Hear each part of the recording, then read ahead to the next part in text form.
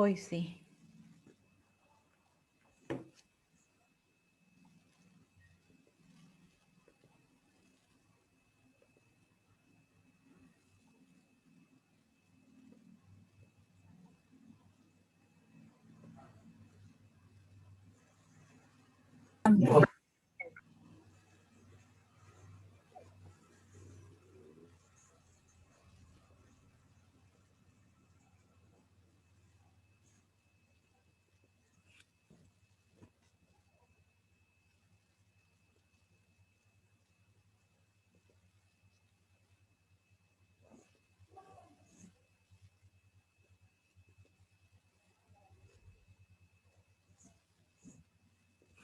Bien, como les decía, continuamos con los ciclos de repetición. Vamos a ver la parte de diagrama de flujo, pero antes de ello vamos a hacer una comparación de las diferentes estructuras que hemos visto.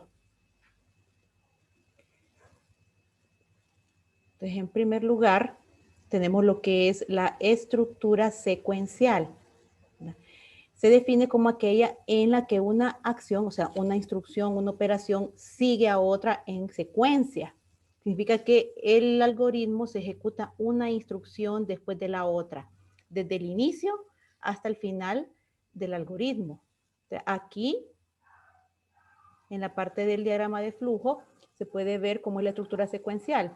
Entonces tengo n cantidad de acciones u operaciones que pueden ser imprimir, pueden ser leer, pueden ser operaciones aritméticas y una se va a ejecutar después de la otra. O sea que primero la acción 1, después la acción 2, la acción 3, etcétera, hasta llegar al fin del algoritmo.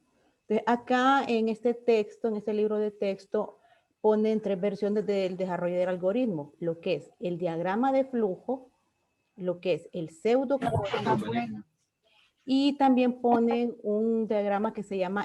Y entonces, pues mi hijita le dijeron que ese no lo vamos a ver en la clase. O sea, este de acá, diagrama NS, no lo vamos a ver. Únicamente diagrama de flujo y lo que hemos estado viendo, que es el pseudocódigo. Esa es la estructura secuencial.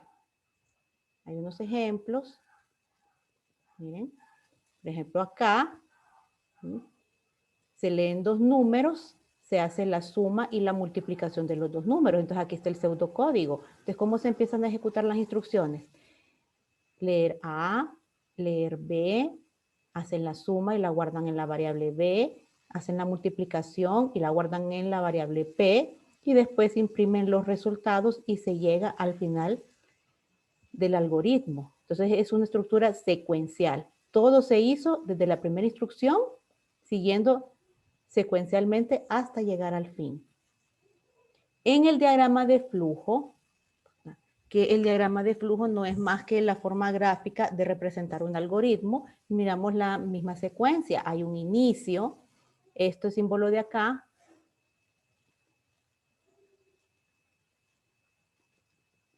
indica lectura, ¿verdad? De la acción que está descrita acá de leer, que está escrita obviamente con palabras y utiliza ciertas instrucciones, en el diagrama de flujo utilizamos este símbolo para denotar que la acción que se está realizando en ese momento es una lectura. Entonces, aquí en el texto ellos también ponen la palabra leer, lo cual no es necesario, porque desde el momento en que yo miro el símbolo, yo sé que es una acción de lectura, ¿ok? Ahora, acá también entra en juego lo que es la parte de sintaxis. Entonces, ciertos textos van a utilizar un símbolo para ciertas operaciones, otros textos van a utilizar otro símbolo para denotar las mismas operaciones. Tenemos que aprender a interpretarlos. Es igual que yo, en lugar de decir escribir, pusiera la palabra imprimir, pero estoy denotando una acción de dar salida a algo, ya sea la pantalla o una salida impresa. Entonces, escribir o imprimir es la misma acción, solo que la sintaxis cambia. O sea, la forma en cómo yo escribo la instrucción. Lo mismo para el diagrama de flujo. La forma en cómo represento yo la acción, en algunos diagramas van a utilizar otro símbolo para denotar la misma acción. Esto ustedes lo pueden ver acá, que la lectura y la salida, lo que es escribir, usan el mismo símbolo. Entonces es la razón por la cual ellos ponen acá leer. ¿Bien? Pero lo que queremos ejemplificar acá es la acción secuencial. Lo mismo que yo les había explicado acá, que la estructura secuencial se caracteriza porque ejecutamos una instrucción después de la otra hasta llegar al fin del algoritmo, lo mismo va a pasar acá. Hay un inicio y yo voy ejecutando las instrucciones en el orden en que se encuentran. Primero leer A, después leer B, después hago las operaciones aritméticas. Miren, este símbolo, el rectángulo, es el símbolo de proceso. Ahí pongo las operaciones aritméticas. Y cuando ya he completado todas las operaciones aritméticas, voy a dar salida. Entonces, esto de escribir, ellos lo representan con este símbolo. Y colocan las variables a las cuales les vamos a dar salida. Y tenemos el fin del diagrama de flujo. Entonces, vean que este símbolo también de aquí denota el inicio y el fin de un algoritmo. Esa es la estructura secuencial. Después tenemos lo que es la decisión simple. ¿Qué es la decisión simple?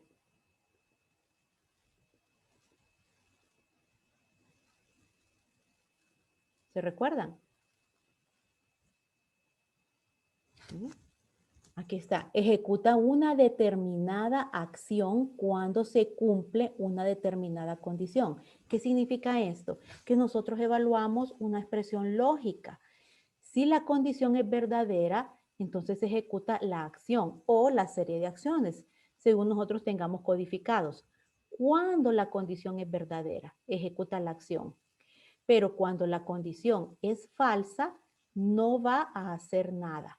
Por eso es simple. Solo hay, ¿verdad?, acciones en la parte verdadera. En la parte falsa no colocamos ninguna acción. El diagrama de flujo. ¿Cómo representamos esto en diagrama de flujo? Tenemos este símbolo, el rombo. Permítanme.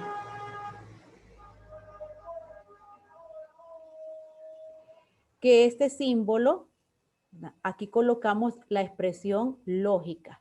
O sea, por ejemplo, A es igual a 10, A es mayor a 10, esa es la expresión lógica. Entonces, evaluamos. Si es verdadera, que esta sería la parte verdadera, hay una acción a seguir o una serie de acciones. Pero si es falsa, miren la línea de flujo. Directamente nos conduce a unir la parte verdadera con la parte falsa. Aquí no hay ninguna acción a seguir. Entonces, esa es la simple. ¿Cómo está en pseudocódigo? En pseudocódigo, pues yo tengo mi instrucción sí, coloco la expresión lógica, entonces, ya saben que el entonces es cuando la condición es verdadera. Voy a escribir las acciones a realizar si es verdadera.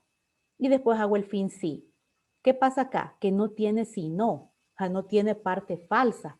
Esto de acá, que simplemente es una línea que dirige el flujo del programa, en el pseudocódigo la instrucción si no no va a aparecer, la parte falsa. Esa es la estructura de decisión simple.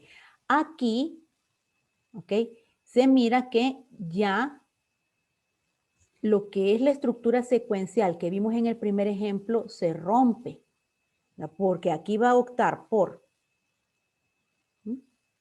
el camino de verdadero o por el camino de falso, según la evaluación de esta condición. Entonces ya no es cierto que va a ir ejecutando las instrucciones una después de la otra. Aquí se va a tener que decidir por un camino o por el otro, aunque en el falso no haya nada, ¿verdad? Pero si esto es falso, nunca va a entrar a realizar las acciones que están aquí en la parte verdadera. Entonces se rompe la estructura secuencial. Ya con lo que son las estructuras de decisión, rompemos la estructura secuencial de un código.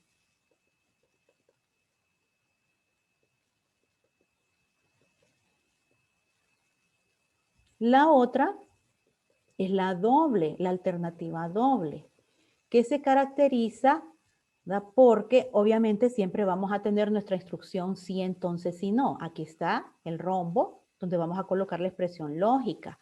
Vamos a tener la parte verdadera y vamos a tener la parte falsa.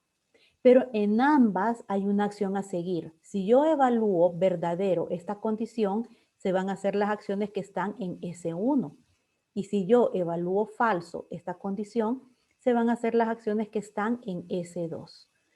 Vean, ¿verdad?, que es requisito, aquí en el diagrama de flujo, colocar una línea de flujo que una tanto la parte verdadera como la parte falsa de la decisión. Así que esto que ven acá, ¿no?, es lo que va a ejecutarse después de que se llegue al fin de la decisión. Comparémoslo con el pseudocódigo. Fíjense aquí, la condición está, que va a ser esta misma de aquí, esta misma condición. El entonces, que es la parte verdadera, si se evalúa verdadera, correspondería a esto de acá. El si no, si se evalúa falsa la condición, entonces va a ser las acciones S2, o sea que esta es la parte falsa de la decisión. Luego hay un fin sí, o sea, tengo que cerrar el sí entonces, si no. Entonces coloco fin sí. Este fin sí, aquí en el diagrama, corresponde al punto donde se unen los dos bracitos. Miren, donde se une la parte verdadera con la parte falsa. Y esta línea de flujo, la que tiene la flechita, es lo que se hace después del fin sí, o sea, después del final de la decisión. ¿Alguna duda hasta ahorita?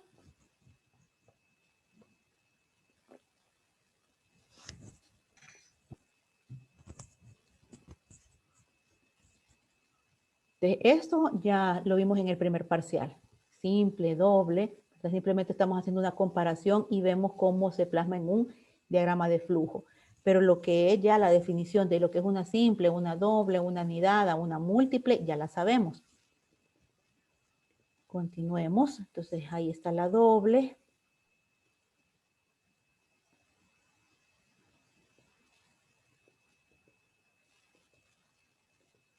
Miren, por ejemplo, acá. Aquí ya tenemos dos estructuras juntas en el mismo algoritmo. Tenemos lo que es la doble. Miren, está evaluando las horas. Aquí se trata de calcular el sueldo de un empleado. Usted lee el nombre del empleado, las horas que trabajó, la tarifa. Ahora, si trabajó más de 35 horas, entonces parece que le corresponde una paga extra, como que hizo horas extra. Entonces vamos a tomar una decisión. Puede ser que el empleado haya hecho horas extra, puede ser que no. Les preguntamos, ¿es horas menor o igual a 35? Si es sí, se va a ejecutar esta acción. Pero si es no, significa que trabajó más de 35 horas. Entonces ya la operación aritmética ya incluye el pago de las extras. ¿Qué significa? Que todo aquello que pase de las 35 horas se paga 50% más de la tarifa normal. ¿Bien? Entonces aquí tiene que elegir. Dependiendo si esto es verdadero o falso, va a ser esta acción o va a realizar esta otra acción. Independientemente de cuál realice, siempre vamos a tener que unir la parte verdadera con la parte falsa para, ¿verdad?, poner el fin de la condicional, que sería exactamente este punto donde tengo aquí yo el puntero, y de ahí sale una línea de flujo, que es lo que se hace después de que esta decisión finalice. En este caso, en este ejercicio, después de ese fin sí, hay otra decisión. Me encuentro con otro sí entonces. Solo que esta, mírenla. ¿Qué estructura es esta? De acá. ¿Qué estructura creen que sea? ¿Mm? ¿Cuál es aquella donde tengo que preguntar varias veces? ¿Cómo se llama? Decisión múltiple. Decisión múltiple. Tengo una decisión múltiple y aquí esta decisión me sirve para calcular el impuesto. Fíjense que tengo tres situaciones acá.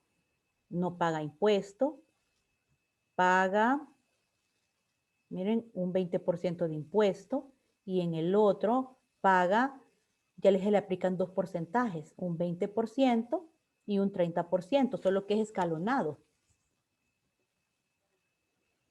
Entonces, vamos a plantear esas tres alternativas. Bien, siempre Si yo tengo 3 situaciones, en este caso 3 alternativas a evaluar, voy a tener que preguntar 2 veces. Entonces aquí pregunto la primera vez, si el sueldo bruto es menor a 2,000, si el empleado gana menos de 2,000, no hay impuesto. Entonces ya evalué la primera, miren la parte verdadera. Ahora, en la parte falsa todavía me queda, ¿solo le aplico el 20% o le aplico el impuesto de forma escalonada? Te vuelvo a preguntar, si el sueldo bruto es menor a 2,220, menor o igual, si es así, le voy a aplicar el 20%, pero vean, los primeros 2,000 lempiras del sueldo de esta persona son libres, por esto de aquí.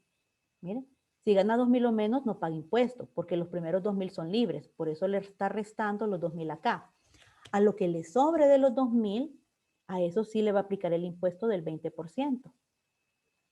¿Ok? Ahora, si no fue esta, que no tiene impuesto, entonces le dio falso. Volví a preguntar, pero si no fue esta, porque gana más de los 2,220, entonces va a ir a esta parte falsa. Y ahí se le aplica el impuesto de manera escalonada. Bien. Ahora, ¿cómo cerramos esto? Siempre se cierra la decisión más interna. Entonces, la parte verdadera con la parte falsa de la segunda decisión llega a su fin en este punto. De ahí desprende una línea de flujo, porque toda esta decisión de aquí es la parte falsa de esta. Así que tengo que unir todo esto con la parte falsa de la primera decisión. Entonces, una vez finalizando la más anidada, saco una línea de flujo para unirla con la parte verdadera de la primera decisión. Y todo lo que venga aquí ya queda libre o fuera de la decisión de sueldo bruto. O sea, el final de esa decisión, sueldo bruto menor o igual a 2,000, es esta parte de aquí, donde se unen las dos líneas. Ya esta línea con la flechita ya queda libre, fuera de decisión. Calcula sueldo neto, imprime los datos, fin. Entonces aquí tenemos las dos, la doble y la anidada, en un solo ejercicio. ¿Ok? Entonces vean cómo aquí también se rompe la estructura secuencial que vimos en el primer ejemplo, porque aquí hay una decisión, tiene que decidir sí o no. Aquí hay otra decisión, va a tener que decir si hace esta, impuesto cero, si hace esta o si hace esta. Entonces ya no se puede hablar de que se ejecutan las instrucciones una después de la otra. Ok, entonces esa es la doble y la anidada. La otra que habíamos visto es la múltiple. En la múltiple tenemos n cantidad de alternativas. ¿Okay? Entonces tenemos el según sea, donde evaluamos una variable y los casos se refieren a los distintos valores que esa variable puede tener en un momento determinado. El diagrama de flujo acá es un poco diferente a como lo hace Paint o como lo diagramo yo cuando lo hago a mano, ¿verdad? Pero la lógica es la misma. ¿Por qué? Porque de aquí siempre vamos a utilizar el rombo.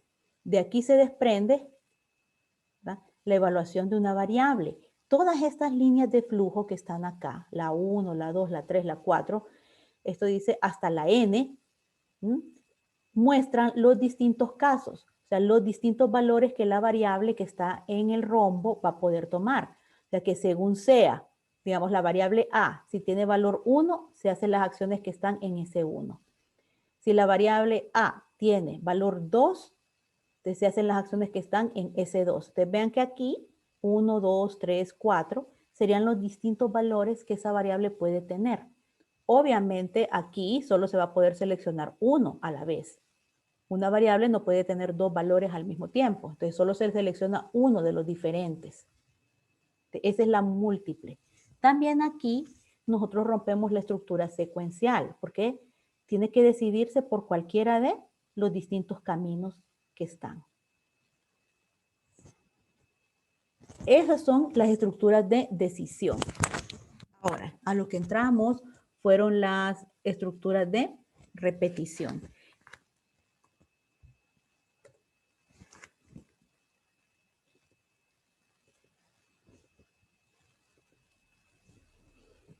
Que está acá, que ya la habíamos conceptualizado en la clase pasada, pero vamos a hacer una comparación porque me interesa aquí que ustedes comprendan bien cómo se hace en diagrama de flujo. Muchas veces se confunde lo que es la estructura de decisión con la estructura de repetición.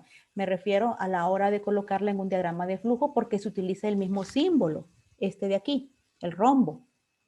Se utiliza el mismo símbolo porque el rombo significa tomar una decisión. Y ustedes saben, aquí tenemos el pseudocódigo. Ustedes saben que la instrucción mientras depende de evaluar una condición para saber si se hacen las acciones que están dentro del ciclo o se pasan a hacer las acciones que están después del ciclo de repetición, o sea, después del fin mientras. Eso es lo que a veces genera alguna confusión, que al plasmarla en este ciclo pensamos que se trata de un sí, entonces sí, no, cuando en realidad es un ciclo de repetición. Vean la diferencia aquí en el diagrama de flujo. Coloco el rombo y voy a escribir mi expresión lógica. Obviamente, como es una expresión lógica, pueden haber dos posibles resultados, sí o no. En la parte del sí, yo voy a hacer las acciones que se van a repetir. Esto que yo tengo dentro del mientras, miren, es lo que yo voy a realizar aquí en acciones. Vean que después de salir de acciones, la línea de flujo regresa. Esta es la diferencia con la decisión, con el sí, entonces sí, no. ¿Regresa a dónde? A la condición, porque es lo mismo que les explicaba en la clase pasada. Si yo me encuentro con un fin mientras, no es que voy a ir a hacer lo que hay adelante, después del fin mientras. No, el fin mientras lo que hace es regresar, porque este es el ciclo, regresa al mientras a evaluar nuevamente la condición. Es aquí donde se decide si se hacen estas acciones o se hace lo que está después del fin mientras. Por la misma situación, yo aquí con la línea de flujo muestro que regreso. Este es el bucle, porque va a ser esta condición la que va a decidir si yo hago las acciones sí o por el contrario me voy a hacer lo que está después del fin mientras, que es la parte del no. Este bracito del no es el que me va a llevar al final de mi algoritmo. Nunca voy a poder tener el final de mi algoritmo dentro de un ciclo, porque es una contradicción. Si es algo que se está repitiendo, ¿cómo va a haber un final? El final tiene que estar después, cuando yo he finalizado el ciclo de repetición. Tanto así como que el final, después del fin mientras, va a estar después de esta línea. Puedo tener n cantidad de instrucciones y después voy a llegar al final del algoritmo. Nunca voy a poner el final del algoritmo en este bloque, porque es un bloque que se está repitiendo. ¿Alguna consulta?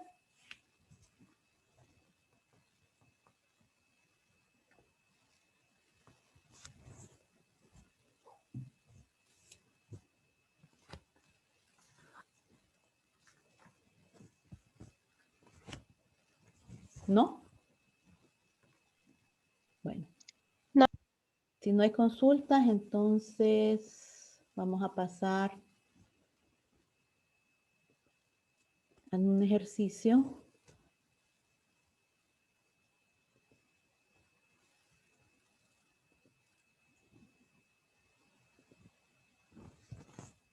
Entonces, miren, acá se trata de un ejercicio para hacer operaciones aritméticas. Tengo las 4 operaciones aritméticas básicas. Entonces, se va a decidir cuál de las 4 se va a realizar. Entonces, esto de decidir cuál de las 4, obviamente es una estructura de decisión. Leemos el tipo de operación, leemos los 2 números con los cuales vamos a trabajar. Y ahí tengo que evaluar cuál es el tipo de operación. Si es 1, voy a hacer la suma. Si es 2, voy a hacer la resta. Si es 3, la multiplicación. Y si es 4, voy a hacer la división. Ahora, esta acción que yo acabo de explicarles de leer 2 números, decidir si voy a sumar, restar, multiplicar o dividir y presentar el resultado, yo quiero que se realice varias veces. O sea, que no solo me sirva para una sola operación aritmética, sino que me permita realizar varias veces la operación aritmética que yo desee, con los números que yo diga. Esa acción la tenemos que colocar dentro de un ciclo de repetición. Entonces aquí yo hice un ciclo para permitir que las transacciones se realicen 5 veces. Entonces tengo la variable de control de mi ciclo de repetición, que es un contador. Porque yo estoy diciendo, se va a hacer 5 veces, entonces tengo que ir contando. Cuando ya pase de las 5, ya no voy a permitir que se sigan realizando. Según las reglas que vimos en la clase pasada, defino mi variable tipo contador, le doy un valor inicial, en este caso 1, después en el encabezado del mientras, construyo la expresión lógica que me permita que las acciones se realicen la cantidad de veces que yo indico, que son 5. Y de ahí voy a plasmar qué operaciones se van a repetir. Quiero que se repita el menú para que cada vez, cada nueva transacción, el usuario puede elegir qué operación aritmética va a realizar. De ahí voy a leer los números. Entonces, cada vez que haya una nueva transacción, se van a leer nuevos números. También tengo que evaluar para saber qué operación aritmética se realiza y obviamente tengo que imprimir el resultado. Ahora, parte de las reglas de mi ciclo es que yo tengo que modificar el valor de la variable de control dentro del ciclo, que es lo que estoy haciendo acá. Bien. Si no hago esto, voy a tener una situación de ciclo infinito. Si quieren podemos poner esto de comentario para mostrarles a ustedes cómo es una situación de ciclo infinito, que generalmente se produce cuando la variable de control nunca va a alcanzar el límite necesario para salir del ciclo. Y esto es un error de lógica.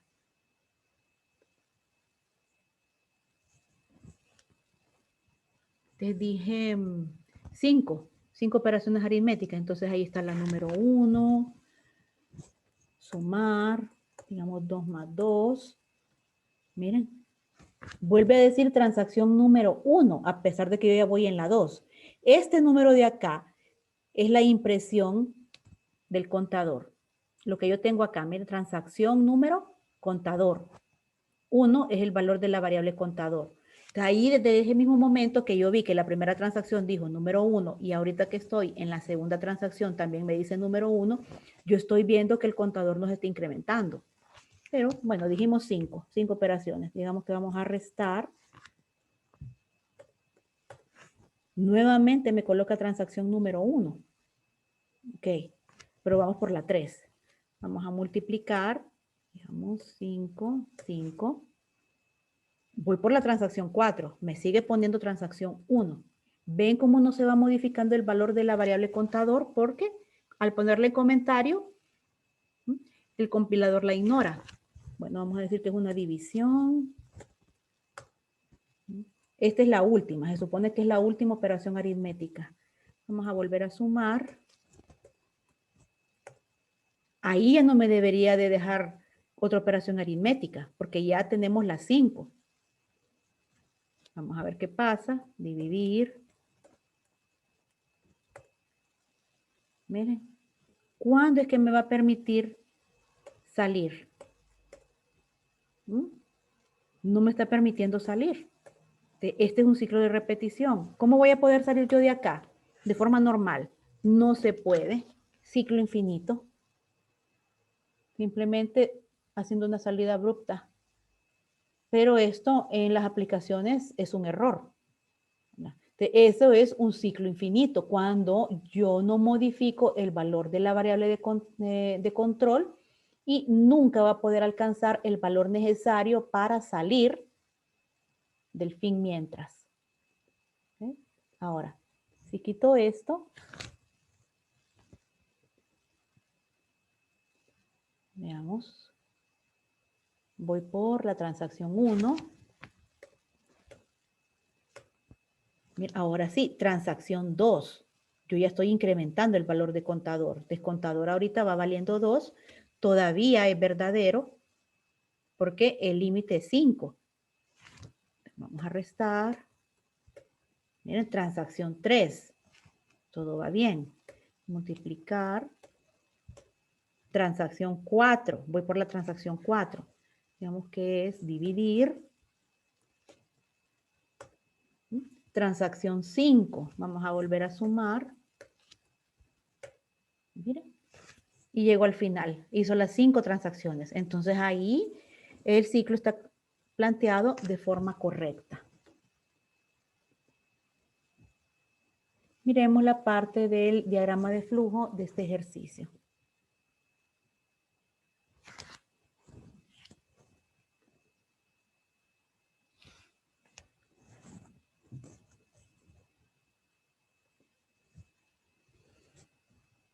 Ok. Vean, aquí está el inicio del algoritmo, que es este mismo símbolo que vimos en el ejemplo anterior, que sirve para decir inicio y fin del algoritmo. La definición de variables, acá está utilizando el rectángulo símbolo de proceso para definir las variables. Inicializa el contador a 1. Miren, es un proceso, es una instrucción de asignación directa. Lo pongo en el símbolo de proceso. Ahora, aquí tengo mi ciclo de repetición. Esta parte que está en moradito es mi ciclo mientras. Quiero que vean en primer lugar las dos alternativas que tiene. Esta que va para abajo es si la condición contador menor o igual a 5 es verdadero. Entonces, vean, hace todo esto que está acá. Miren, voy siguiendo la línea de flujo acá. Y vean que regresa. Aquí hay un retorno. ¿A dónde? Al mientras. Para volver a evaluar la condición que está acá. La otra alternativa es que esta condición sea falsa, que es esta línea de flujo. Cuando es falso, viene aquí. Miren, en este ejemplo no hay más acciones a seguir cuando es falso. Entonces nos conduce directamente al fin del algoritmo. Entonces nosotros pudimos haber puesto instrucciones, pero eso va a depender de lo que el ejercicio nos esté pidiendo. Entonces, como les decía, es la parte falsa del ciclo la que me va a llevar al final del algoritmo. La parte verdadera denota el bucle, lo que se va a estar repitiendo. Entonces, vean acá, transacción. Entonces tengo las opciones del menú. Aquí utiliza el mismo símbolo de lectura para indicar que se está imprimiendo. Imprime sumar, restar, multiplicar, dividir y luego pregunta, digite el número de su opción. Esto, como en rosadito, es la lectura en sí, la instrucción leer. Entonces lee el tipo de operación. Pregunta, ¿cuál es el primer operando? O sea, ¿cuál es el primer número? Lee el número 1. Pregunta, ¿cuál es el segundo operando? O sea, el segundo número. Lee el número 2. Y acá tenemos la decisión múltiple. En el caso de P6, fíjense cómo el diagrama la decisión múltiple. Solo pone aquí el tipo de operación, que es el nombre de la variable que se está evaluando. ¿Ok? Y pone cada uno de los casos.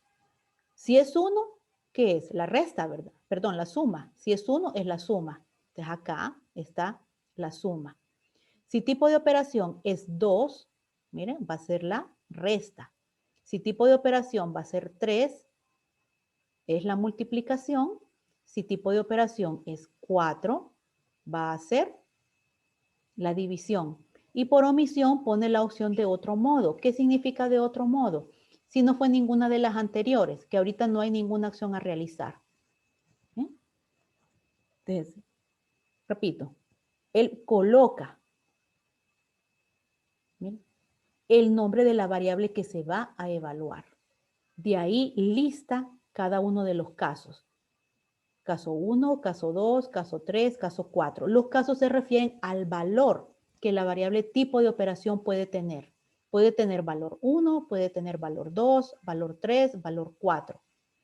Y para cada uno de los casos dice qué es lo que se va a realizar. Entonces aquí están las 4 operaciones aritméticas, una por cada caso. Después de eso, tiene que unir todas las alternativas. Miren cómo sale una línea de flujo de cada una de las alternativas. Miren, hacia abajo, acá. Y luego todas las une. Así que el final de la decisión múltiple está en este punto, donde se unen todas. Esta línea que va para abajo ya está fuera de la decisión y es la impresión del resultado. El resultado es, imprime, incrementa contador y se va a regresar al ciclo para volver a evaluar esta expresión lógica y determinar si es verdadera, continúa con otra operación aritmética. Si es falsa, me va a llevar al final del algoritmo. Revisen, por favor.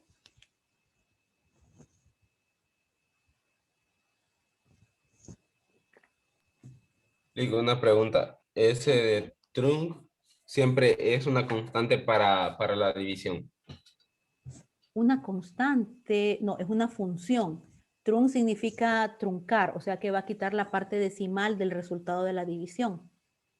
Sí, porque eso estaba viendo porque ese está diferente a los otros. Por ejemplo, el resultado de más, menos y la de multiplicar y el de dividir está diferente. No, en este caso es porque usted sabe que, vaya, por ejemplo, si divide 7 entre 2, no le va a dar un resultado entero. Entonces, si usted no desea que le dé un resultado con decimales, pone la operación trunc para cortar la parte decimal y que solo le muestre la parte entera. Por eso solo se plantea en la división. Ok. En este ejemplo, pero en realidad sirve siempre, trunc va a servir siempre que yo tenga un número con parte decimal y yo no lo quiera mostrar, quiera quitar esa parte decimal. Entonces yo uso el trunc para quitar esa parte decimal. Ok, gracias. Bueno. ¿Alguien más?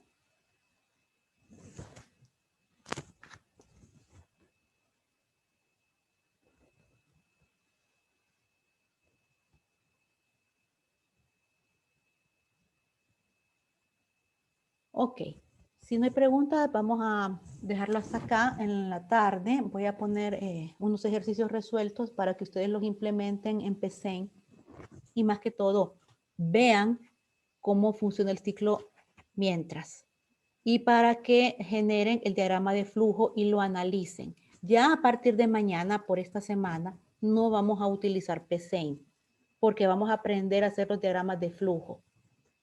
¿Okay? Sin necesidad de la herramienta de PCEN. Lo más probable es que les pida yo que me den algunos ejercicios resueltos y eso los van a tener que resolver en su cuaderno. No algoritmo, perdón, no pseudocódigo, sino que diagrama de flujo.